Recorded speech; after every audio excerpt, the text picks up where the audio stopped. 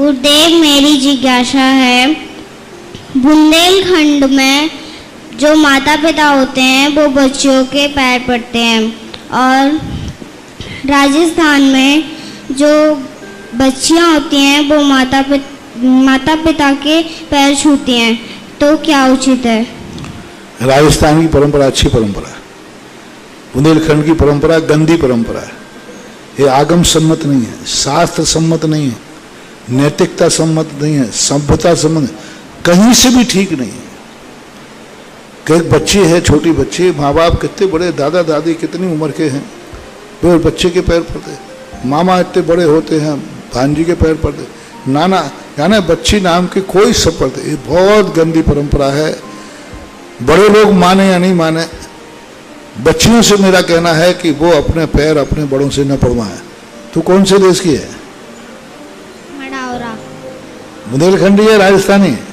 बुंदेलखंडी। हाँ, तो आज तो किसी से अपने से बड़ों से पैर मत पड़वाना, ये नियम ले ले। मम्मी से नहीं, पापा से नहीं, दादा से, किसी से भी जो तुम्हारे से बड़ी उम्र वाले हैं उनसे पैर नहीं पड़वाना। कहना नहीं, हम छोटे हैं, आप हमारे पैर न पड़े। और कोई ज्यादा कहे तो कहना महाराज जी ने मना किया था। उनके लिए हम प्रार्थना करते हैं कि आप चरण छू सकते हो लेकिन अपने चरण नहीं छुआना, क्योंकि हम चरण छुएंगे तो उससे कुछ ना कुछ लेंगे। मतलब हमारा वहां चरण छूने का उद्देश्य ये ना होना चाहिए कि ये मुझे कुछ दान दे या मुझे कोई आशीर्वाद दे, ऐसी भावना नहीं होनी चाहिए।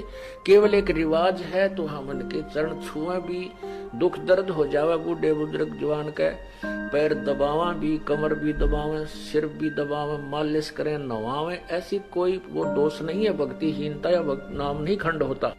नाम खंड उसका होगा जैसे आप किसी वृद्धा वर्द के पैर दबा रहे हो और वो आशीर्वाद दे रही है, बांटे जाएगी। आपको पता है ये खाली टूटी है, इसमें कुछ नहीं है, या वो बांडा है, इसके पल्ला कुछ नहीं है। वो कहती रहेगी अपने काना पे कटाड़े और स्वयं अपने पैरों को नहीं छुआवे, चाहे फिर वो क्योंकि बड़े भी हो गए। और ऐसे भी उपदेशी हैं जिनके बच्चों लड़कों का विवाह होता है, पुत्र वधू भी आती हैं, वो चरण छूने की चेष्टा करती हैं, तो चरण जितने वो झुके उनका आदर भी अनादर नहीं करें, वो चरण छूने की चेष्टा करें। आप भी उतना ही झुक के उसके हाथ पकड़ ले और सीने से लगा ले, आ मेरी बेटी।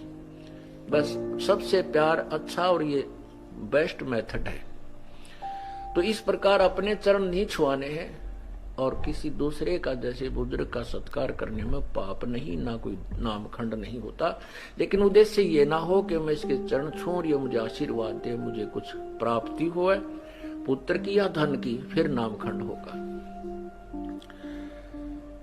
तो हमने किसी को सिर पे हाथ नहीं रखना, आशीर्वाद नहीं देना, ये हमारे फॉल पॉइंट हैं। ये हमें भक्तिहीन करने के काल के जाल और रिवाज हैं।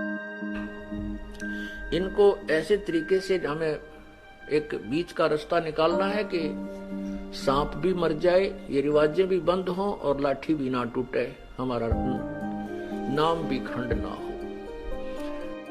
तो उसके लिए ये नहीं है कि किसी बुजुर्ग या बीमार हो जाता खूब पैर दबावे, उसकी मालिश करे, सिर की करे, शेक करे, जो भी कोई सेवा करनी है कि खूब करो।